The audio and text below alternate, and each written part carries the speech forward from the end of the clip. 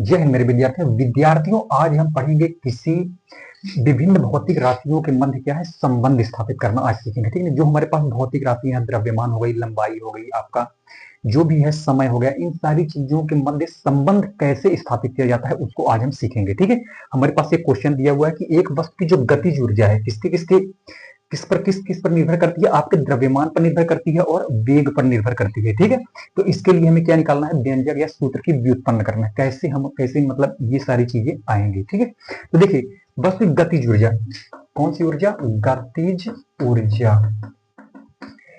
किस पर निर्भर करती है, उसके द्रव्यमान और वेग पर निर्भर करती है। किस पर निर्भर करती है, एक तो द्रव्यमान पर और दूसरा वेग पर। ठीक है, और निर्भर करती है मतलब समानुपाती का चिन्ह लगा देंगे। इसको बोलते हैं समानुपाती या अनुक्रमानुपाती, है ना।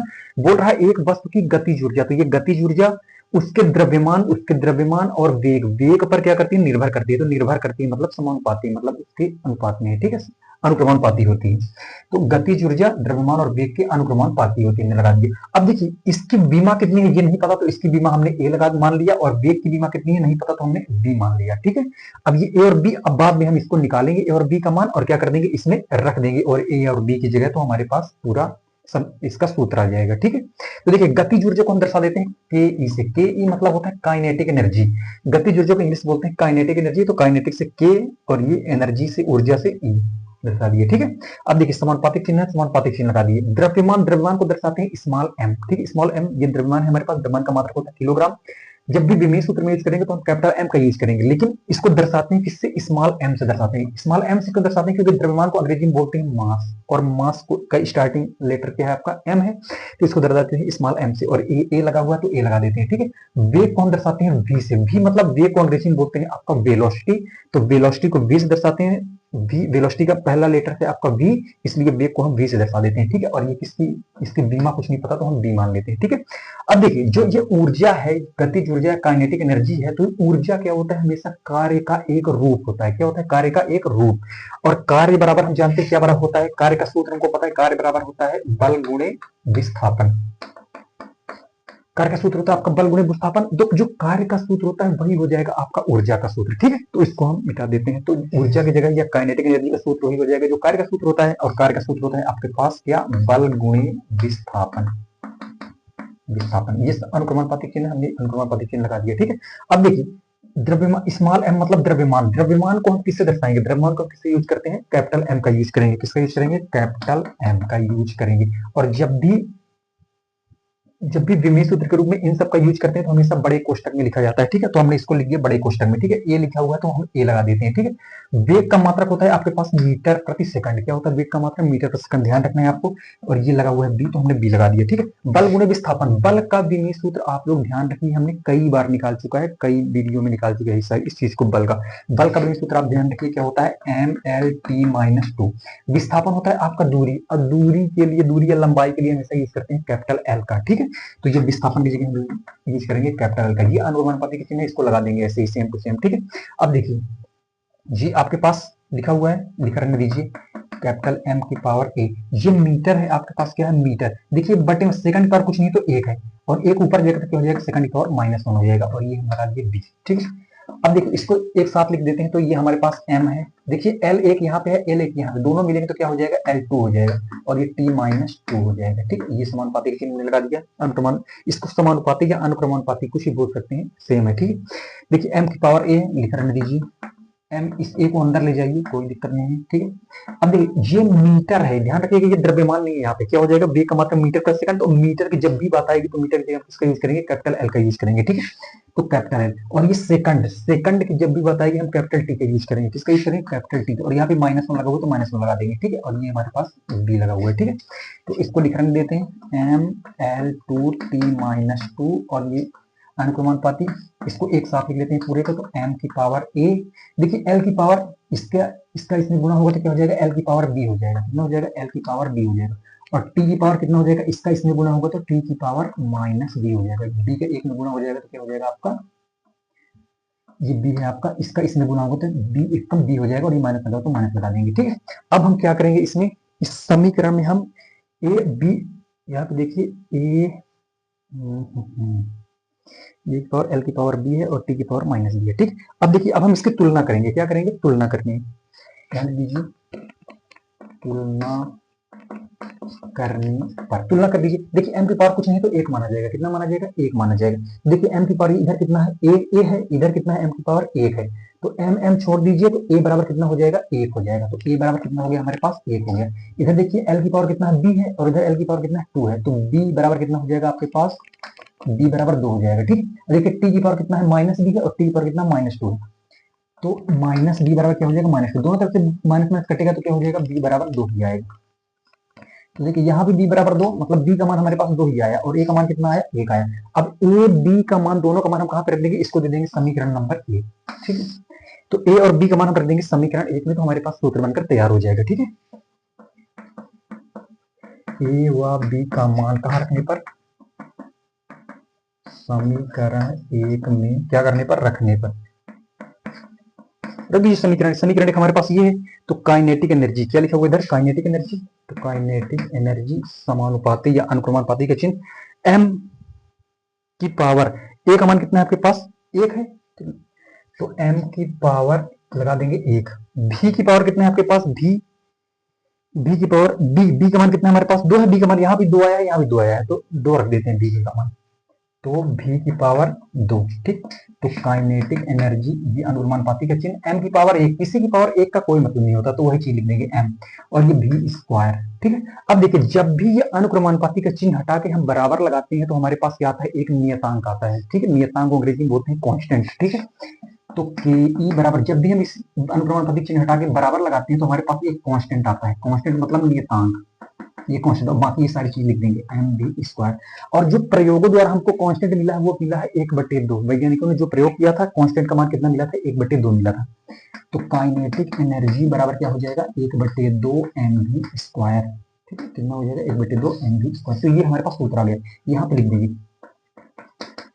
प्रयोगों द्वारा कांस्टेंट बराबर कितना मिला था? 1/2 प्राप्त हुआ। ठीक, तो कांस्टेंट की जगह हमने 1/2 लिया, क्योंकि वैज्ञानिकों ने जो प्रयोग किया था उसमें 1/2 मिला था, तो ये हमारे पास सूत्र बनकर आ गया, काइनेटिक एनर्जी दैट इज गतिज ऊर्जा बराबर कितना होता है? 1/2 mv स्क्वायर। तो इस प्रकार से हम इस सूत्र को, इस प्रकार से हम क्या कर सकते हैं? व्युत्पन्न किया जा सकता है। ठीक है, अब हम चलते हैं नेक्स्ट क्वेश्चन की तरफ। विद्यार्थियों अब हम चलते हैं नेक्स्ट क्वेश्चन की तरफ। ठीक है, हमारे नेक्स्ट क्वेश्चन क्या बोलता है? देखिए, किसी सरल लोलक का आवर्तकाल, आवर्तकाल मतलब टाइम, उसका टाइम पीरियड होता है। ठीक है, तो टाइम की पीरियड के लिए जब भी बात आएगी तो हम कैपिटल टी का यूज करेंगे। ठीक है, उसका उसका आवर्तकाल किस किस पर निर्भर करता है? उसकी प्रभावी लंबाई तथा गुरुत्वीय त्वरण पर निर्भर करता है। ठीक है, प्रभावी लंबाई को हम दर्शाएंगे लेंथ मतलब स्मॉल एल से यूज करेंगे, और तथा गुरुत्वीय त्वरण को हम जी से निरूपित करते हैं। ठीक है, तो इस चीज को आप क्या करना, ध्यान रखते हो। हम चलते हैं आपका सॉल्व की तरफ। ठीक है, तो किसी सरल लोलक आवर्तकाल, आवर्तकाल को हम दर्शाते हैं कैपिटल टी से। निर्भर करती है किस किस पर? निर्भर करती है उसकी प्रभावी लंबाई, प्रभावी लंबाई मतलब स्मॉल एल आपका। ठीक है, और गुरुत्वीय त्वरण दैट इज स्मॉल जी से दर्शाते हैं गुरुत्वीय त्वरण को। ठीक है, इनकी बीमा हमको नहीं पता, तो इसकी बीमा ए मान लेते हैं, और इसकी बीमा क्या मान लेते हैं? आपका बी मान लेते हैं। ठीक है, अब देखिए आवर्तकाल, आवर्तकाल को हम कैपिटल टी से इसकी बीमा की यूज करेंगे, तो कैपिटल टी का ही यूज करेंगे हम। ठीक है, ये अनुक्रमानुपाती का चिन्ह, और लंबाई के लिए जब भी बात आएगी, लंबाई के लिए हम यूज करेंगे कैपिटल एल का। ठीक है, किसका यूज करेंगे? कैपिटल एल, और यहाँ पे हमारे पास ए लगा हुआ है, इसकी बीमा ए लगा देते हैं। ठीक है, अब देखिए गुरुत्वीय त्वरण, गुरुत्वीय त्वरण का मात्रक क्या होता है? विमी सूत्र, गुरुत्वीय त्वरण का विमी सूत्र क्या होता है? गुरुत्वीय त्वरण का मात्रक होता है आपका मीटर प्रति सेकंड स्क्वायर। क्या होता है आपका? मीटर प्रति सेकंड स्क्वायर। तो हम निकालते हैं इसका विमी सूत्र। ये मीटर, देखिए सेकंड स्क्वायर ऊपर जाएगा तो सेकंड स्क्वायर क्या हो जाएगा? -2 हो जाएगा। ये प्रति के ऊपर जाएगा तो क्या हो जाता है? ये 2 ऊपर जाएगा तो -2 हो जाएगा। ठीक है, अब देखिए मीटर के लिए जब भी बात आएगी हम यूज करेंगे कैपिटल एल का। ठीक है, सेकंड की जब भी बात आएगी हम यूज करेंगे कैपिटल टी, और यहाँ पे -2 लगा हुआ तो -2 लगा देते हैं। ठीक है, अब देखिए एमएलटी ग्रुप में अगर लिखना चाहे तो एम वाला कुछ भी नहीं है तो एम नॉट लगा सकते हैं, कुछ भी नहीं है तो एम जीरो लगा सकते हैं। ठीक है, यहाँ पे एल लगा हुआ है टी लगा हुआ है -2। तो गुरुत्वीय त्वरण की जगह हम इसका विमीय सूत्र यूज करेंगे, ठीक है। हम इसको कई बार निकाल चुके हैं और इस क्वेश्चन में भी आप निकाल सकते हैं, ठीक है। तो गुरुत्वीय त्वरण की जगह हम क्या लिख देते हैं, m0l और t-2, ठीक है। अब देखिए इधर वाला टी भर केवल है, तो mlt के रूप में अगर हम लिखना चाहें तो m वाला कुछ नहीं है, l वाला भी कुछ नहीं है, तो हम इधर ऐसे लिख सकते हैं कि m0 l0 और t ऐसे लिख सकते हैं, क्योंकि m वाला भी कुछ नहीं है, l वाला भी कुछ नहीं है, तो इसमें नॉट लगा दी, इसमें भी नॉट लगा दिया, और t वाला तो t लिख दिया, ठीक है। अब ये अनुक्रमानुपाती का चिन्ह हमारे पास, तो अनुक्रमानुपाती का चिन्ह हमने लगा दिया, ठीक है। अनुक्रमानुपाती का हमने चिन्ह लगा दिया। अब देखिए यहाँ पे क्या लिखा हुआ है, l की पावर, ये b आपको लगाना पड़ेगा, ये क्या आपका b लगाना पड़ेगा, ठीक। अब देखिए l की पावर a है, तो हमने इसको ऐसे लिख देते हैं, l की पावर a अंदर इसको ले लिए, ठीक है। अब ये हमारे पास क्या है, ये b का इसमें गुणा होगा, 0 का b में गुणा होगा तो 0 ही होगा, कोई फर्क नहीं पड़ेगा, और b इसके साथ आएगा तो l की पावर क्या हो जाएगा, b हो जाएगा, क्योंकि इसकी पावर 1 है, और 1 का b में गुणा करेंगे तो b एक कम b ही हो जाएगा ये, ठीक है। और ये t की पावर कितना हुआ है हमारे पास, इसका इसमें गुणा होगा तो -2b हो जाएगा। तो इस प्रकार से हम इसको यूज कर सकते हैं, ठीक है। अब हम इन सबको मिलाकर लिखेंगे एक साथ, ये तो लिखा रहेंगे लीजिए same to same, m0 l0 t, इसको लिख देंगे, ये अनुक्रमानुपाती का चिन्ह है, तो अनुक्रमानुपाती का चिन्ह आप लगा दीजिए, ठीक है।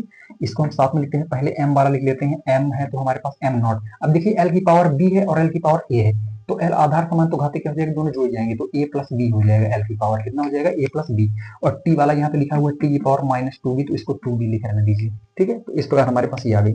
अब हमारे पास पूरा एक साथ लिख गया, इधर भी mlt है, इधर भी mlt है। अब हम इसकी कर देंगे तुलना, क्या कर देंगे, तुलना, यहाँ पर लिखते हैं तुलना करने पर, तुलना कर दीजिए। देखिए m की पावर कितना है, 0 है, m की पावर कितना है, 0 है, तो इससे कोई मतलब नहीं, तो 0 0 0 बराबर 0, कोई मतलब नहीं। इधर l की पावर कितना है, 0 है, l की पावर कितना है, a प्लस b है, तो a प्लस b बराबर कितना हो जाएगा, l की पावर इधर 0 है तो 0 हो जाएगा, ठीक है। तो a बराबर अगर निकाले तो ये प्लस उधर जाएगा तो क्या हो जाएगा, माइनस में, तो इसको ऐसे रहने देते हैं, ठीक है। अब इसकी तुलना करेंगे, t की पावर कितना है, -2b है, और t की पावर कुछ नहीं है, तो कितना माना जाएगा, 1 माना जाएगा, तो -2b बराबर कितना हो जाएगा, 1 हो जाएगा, तो -2b बराबर क्या हो जाएगा, 1 हो जाएगा। तुलना करेंगे तो b बराबर कितना हो जाएगा, 1, और ये बटे में जाएगा तो 2, और ये माइनस सहित जाएगा तो -1/2 आ गया। b बराबर कितना आ गया, b बराबर हमारे पास -1/2 आ गया। अब देखिए b का मान अगर हम यहाँ पे रखें तो a का मान हमको मिल जाएगा, तो a बराबर, ये माइनस पहले से लगा हुआ है तो माइनस लगा देंगे, और b का मान पूरा माइनस सहित 1/2 है, कितना है, माइनस सहित 1/2, तो a बराबर क्या हो जाता है, माइनस माइनस प्लस हो जाता है, प्लस लिखा नहीं जाता, तो यहाँ पे 1/2 आ जाएगा। हमारे पास a का मान 1/2 आ गया, b का मान भी 1/2 आ गया। अब इसको हम दे देते हैं समीकरण नंबर 1। अब समीकरण 1 में a और b का क्या कर देंगे, मान रख देंगे, तो हमारा जो है सूत्र निकल कर आ जाएगा, ठीक है। तो समीकरण 1 में मान रख देते हैं, तो यहां पर लिखते हैं समीकरण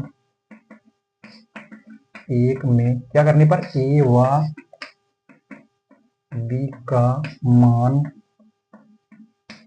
रखने पर, समीकरण 1 में रख दीजिए a और b का मान, ये t हमारे पास, t लिखा रहने देते हैं, कोई दिक्कत नहीं, t अनुक्रमानुपाती के चिन्ह लगा देते हैं, ठीक है। l की पावर a का मान कितना हमारे पास, 1/2, तो दैट इज l की पावर आ जाएगा 1/2।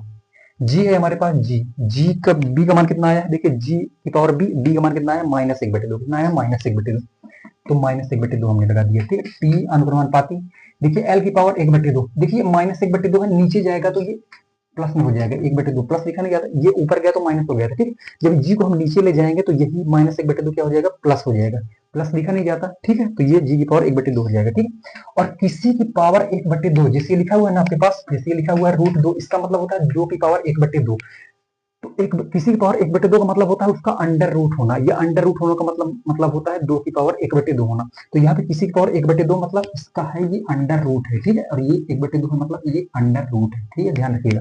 अंडर रूट 2 का मान होता है, तो किसी भी चीज में अंडर रूट लगा हो, जैसे मान लीजिए अंडर रूट ए है, तो ये लिखा हुआ आपके पास ए की पावर 1/2, ये ऐसे लिखा हुआ है ए की पावर 1/2, तो इसका मतलब समझ जाइए कि अंडर रूट ए है, ठीक है। तो इसमें आप किसी रूप में लिख सकते हैं, तो ये आपको दिमाग में रखना है कि ऐसा होता है, ठीक है।